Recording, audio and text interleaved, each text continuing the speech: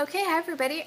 This is my response to the Toddler Topics topic of the month or week, however it is, which is dealing with tantrums. And I thought I'd do it real quick. The kids just went down for a nap, and I really want to take a nap, so I have to do this quick.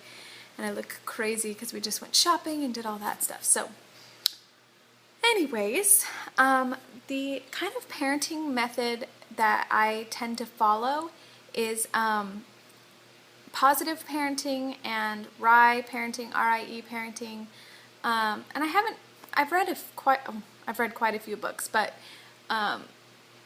mostly I kind of just do a lot of online research, and I really like Janet Lansbury's blog, which I can try to post down below if you're interested in RIE method parenting. But what I really like about it is that, well, and it's also respectful parenting, it's called too, I think is another name. They're all kind of similar.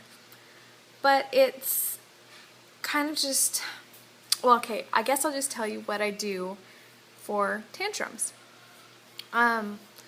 When Fia has a tantrum, she's 3, and we've been doing this since she was probably about 1.5. And she didn't have very many tantrums in the beginning. She had more, I would guess, in the last 6 months than she does now. But what we tend to do is just let her have her tantrum. I don't ignore her. I sit there or I'll stand there with her. And it depends what the tantrum's about. For me, and from what I've learned, tantrums are just the child having some emotions basically to express that they're having a hard time letting it all out. So basically, if I told her to stop crying about that, then she'd find something else to tantrum about. Or if I gave in to her, if I said, okay, sure, you can have whatever it is she wanted or didn't want or whatever it was, and if I gave in to her and let her have it, she would then find something else to tantrum about. Because it's more of a buildup of emotion that needs to be let out, and instead of just trying to act out or get what she wants. And I've found that to be true quite a few times, that she just needs to release her emotions and know that I'm there and she has a safe place to do it. And I've also found that if I let her do it at home a lot, I don't know if we've ever had a tantrum out of the house. And I don't know if that's just my child. It could totally just be her, because she's actually pretty easygoing. But some of the books that I read were talking about that if they have a safe place to release their emotions at home, if they're allowed to express the way that they feel at home, then they know that they can always come back to that place and are able to have that, so they don't have to do it out in public where they're gonna definitely get your attention because you're embarrassed or whatever it is in public. So that's kind of what we do. Let me collect my thoughts here. Anyway, I know I'm kind of all over the place, but so when she's tantruming, I'll just either sit by her, depending on what I'm doing. I'll sit by her or I'll stand by her, and say she's tantruming because I didn't let her have another handful of raisins before dinner, which actually that's a pretty common tantrum. But I'll just say, yeah, I hear you. You're really upset because I wouldn't let you have those raisins. That's upsetting to you, isn't it? And she'll be like, yeah, and then she'll just, keep crying and screaming, and I'll be like, well, okay, I understand that you're upset. You can just keep crying if you need to. I'm going to keep making dinner, or, whatever it is I'm doing, and I'll be right here for you if you need me. I'm just going to, do you need me to sit with you? And a lot of times she'll just scream and cry, and I'll be like, I'm sorry, I'm not going to give you any raisins, but we're going to have dinner very soon. And, eventually she'll get through it, and then she's like super happy on the other side of it. And then we'll talk about it, and she'll be like, yeah, I was upset because I didn't get any raisins. And I'll be like, yeah, you were. Let's have dinner, or whatever it is. I try not to distract her from her emotions. I try not to be like, oh, you wanted raisins? I'm sorry, here, play with this toy. But I just kind of let her yell it out. Like sometimes when I'm really upset, I feel like just screaming at somebody or crying or whatever it is. And, I don't because I have kids, but how nice would that be if you could just be like, ah! You would just feel better on the other side.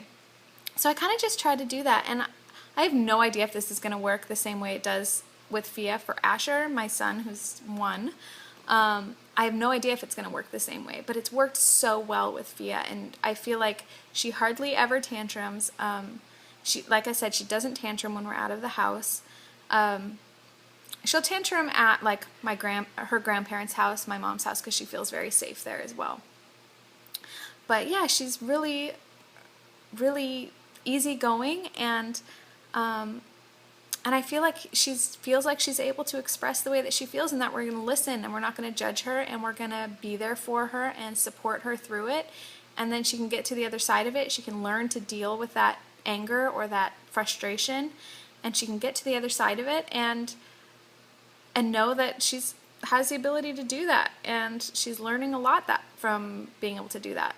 So I don't know if that makes any sense, and I might have explained it really poorly, but basically my goal in when tantrums happen are to stay calm, listen to her, give her my attention. If I can't give her my full attention, let her know that I'm standing there. I am going to continue doing what I'm doing, but that she can come to me with any needs that she needs, anything she wants, anything she needs, and that she's allowed to go through it, and I let her go through it. I don't tell her to stop. I don't tell her to be quiet. I let her kind of get through whatever she needs to get through so that she learns how to deal, and that she does have strong feelings, and it's okay to deal with them.